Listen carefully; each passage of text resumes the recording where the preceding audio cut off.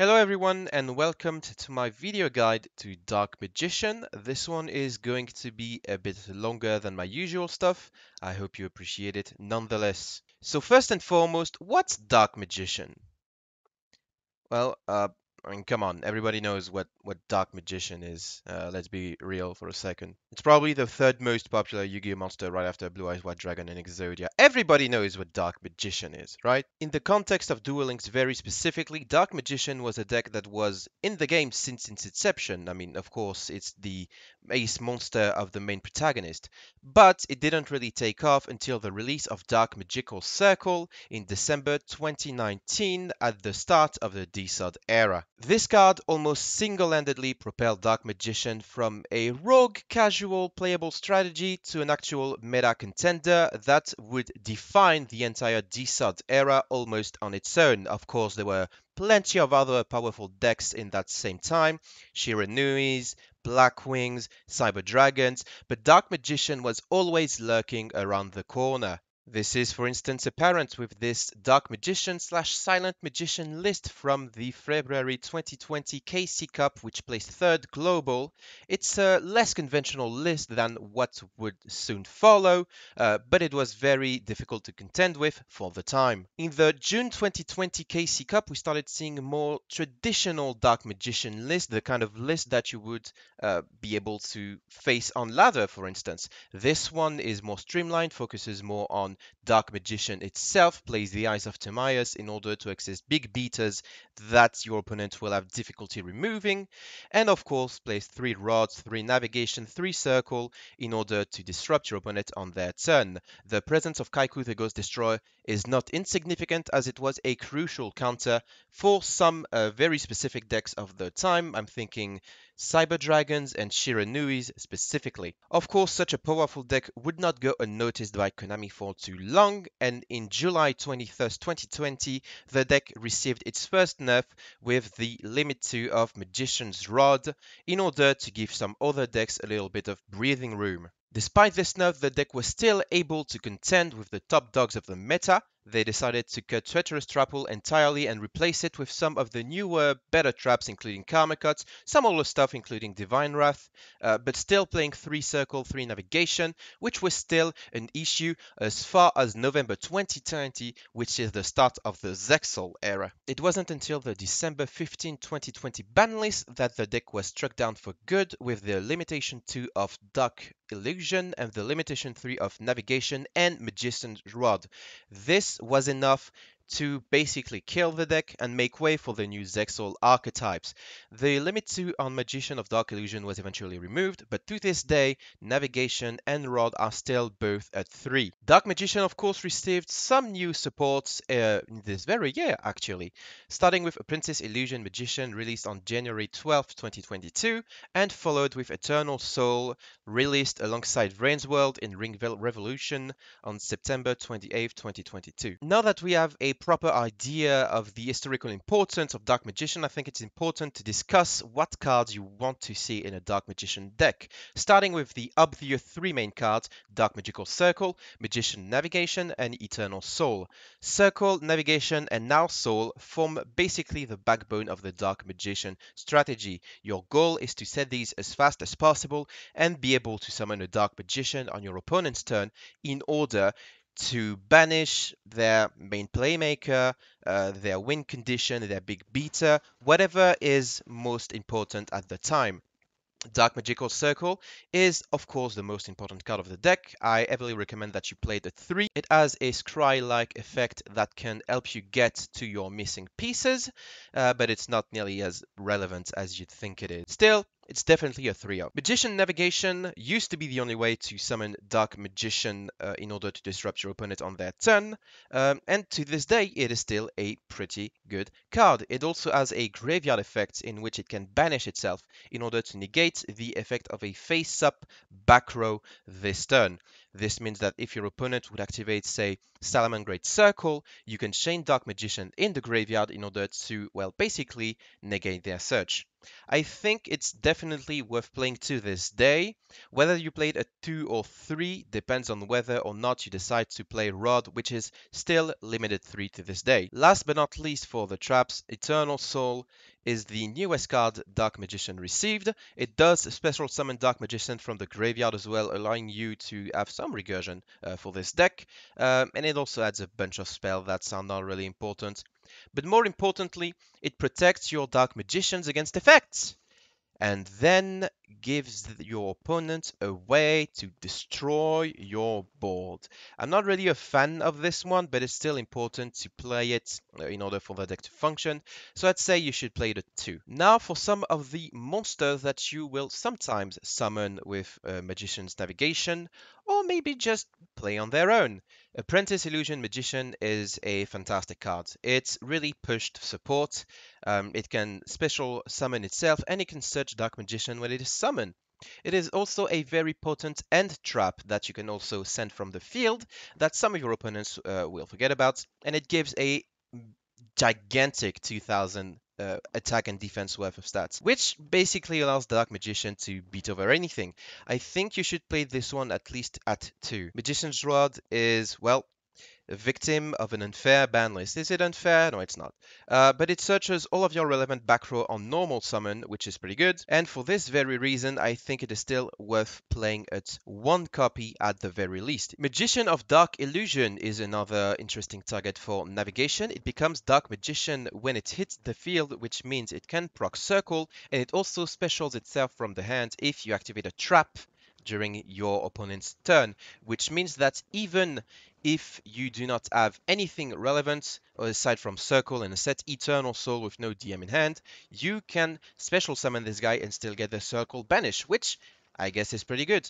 I think this one should be played at 1, but not more than 1. Of course, this wouldn't be a Dark Magician deck if we didn't talk about Dark Magician. It is the main monster you will be summoning with most of your cards, the main guy you'll be searching, and it's never really a brick in hand considering all the support that specials it from hand, from deck, from graveyard, from anywhere. That being said, once it hit the field, it's basically just a 2500 vanilla, and it used to be threatening in the Desart era, but nowadays it gets beat over by pretty much anything in the game. Still, it'd be foolish not to play Dark Magician in this deck, so yeah, you should definitely play 3 of it. Some other spells that I don't think you should be playing, but are maybe worth experimented with. Illusion Magic used to be played in Dark Magician list. It was a decent way to dodge targeted effects, but it's only at 1 copy in the game at the moment. It also sort of worked as a searcher, but now you don't really need it anymore, especially thanks to Apprentice Illusion Magician being in the game and doing its job better. It's still worth playing at maybe 1 copy if you want to experiment with it. Dark Magic Inheritance is pretty slow. It requires a lot of setup, and with this deck, your spells are not going to end up in the graveyard very often. And no, I'm really not a fan of it. I don't think you should be playing this one. I am only mentioning it so you know what my opinion on it is. It's not good. Dark Magic Expanded, on the other hand, also used to be a pretty litigious card that pre-circle Dark Magician lists would be able to play in order to give that Dark Magician a massive boost and run over pretty much anything. It also has additional effects that protect your back row activation and makes your dark spellcasters immune for the turn, but these hardly if ever came up. So, is it worth playing to this day? I am not so sure. You can trade at 1, you shouldn't trade at more. It can be a decent surprise sometimes, but it's not gonna win you nearly as many games as you think it will. Now for the cards that can be searched with Eternal Soul, the first actual Dark Magician support cards. Thousand Knives is bad. Targeted destruction effects are not very good anymore in 2022. It is searchable, but it's not good enough to be worth running. On the other hand, Dark Magic Attack destroys all the back row cards your opponent controls, and for this very reason, it does seem pretty decent on paper, right? Especially considering you can search it. Then again, it is highly possible that your back row will end up clogged with circles and internal souls, and you won't be able to activate this card. So it's still pretty contentious. You can try that one if you're facing a lot of back row decks that you wish you had a better way of dealing with. Talking about the extra deck for a short moment, Ebon Illusion Magician is a dark magician in everything but name. It's your best rank 7 you can go into. It special summons Dark Magician from end or deck, which also works well with Circle, and it also gets another banish when a normal monster, such as Dark Magician, declares an attack. All of it makes it a pretty good card to end games. I recommend that you play it at one, at least in your extra decks. You usually don't need to go into a second or third one, but it's not like your extra deck is particularly tight to begin with. Another pretty interesting card is Magician of Chaos, which also becomes Dark Magician once it hits the field, so it also works with Circle, but it is a ritual monster, and this comes with its own caveats. This can make your deck brickier, and it will definitely force you to run a more ritual-oriented build. This being said, there are a couple of decent ritual spells you could be playing alongside this guy, and it's pretty threatening once it hits the board, so I guess you could be playing this one, but it really requires its own dedicated version of the deck. Now for the spellbook engine, I think it is pretty good in this deck considering you very often don't need the normal summon, so you can basically get Blue Boy into Secret, into Knowledge, into Rotation. This is pretty good going first. Going second, it's obviously less potent. I think it's worth trying for the added consistency.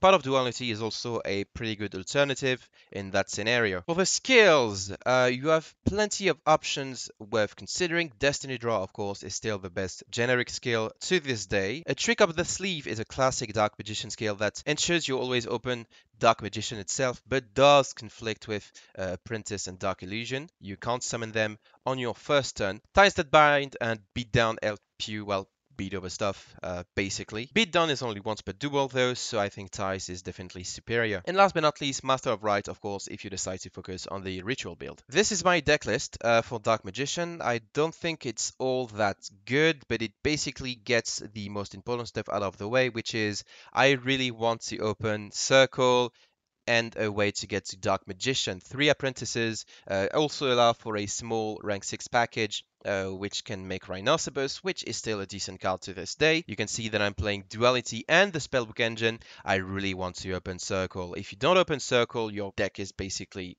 worthless. And this is a more ritual focused build courtesy of Professor Plant, who cogged with this list in October 2022, so sort of recently. This one is definitely a bit more litigious in my opinion. I feel like it's more of an aggro list that will burn through its resources pretty quickly. But then again, Magician of Chaos is a card that is not to be underestimated. Pros and cons. As far as the pros go, it's an anime deck, which means it's always going to get more support. And with all the supports, there are plenty of cards you could be playing or not playing, plenty of builds you could be experimented with. There's definitely a lot worth considering when building a Dark Magician deck. The deck is also pretty linear and I think really accessible. The game plan is simple: get Circle, get Navarisol, get some Dark Magician on the field in order to disrupt. Pretty easy, right? And last but not least, you can catch a lot of unprepared opponents unaware. At the lower ranks, definitely, people will really hate Circle very specifically. And for the cons, well, Circle is such an important card. It has a gigantic target on its back. It is going to be the first thing your opponent will want to remove as soon as they have the opportunity. And once it is destroyed, all you're doing with Navigation or Eternal Soul is just summoning a vanilla. That is not all that impressive in terms of stats and will not win you games on its own. Eternal Soul also has this gigantic drawback, blowing up your own boards, giving away for your opponent to turn an MST into Dark Hole. It's not all that good. You've also probably noticed that the deck heavily favors going first, and it can struggle when it has to go second. It really doesn't like an MST on a Dark Magical Circle Search, for instance. And last but not least, I think it bears mentioning that this is a very expensive deck to build.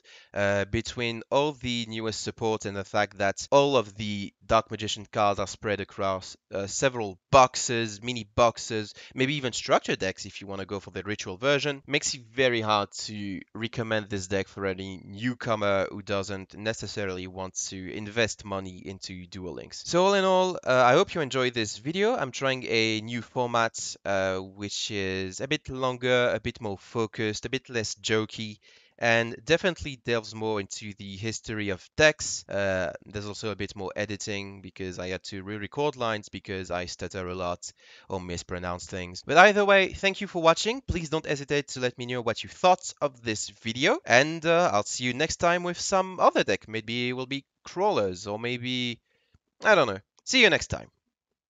Oh shit, I forgot to talk about Dark Magician Girl. Oops!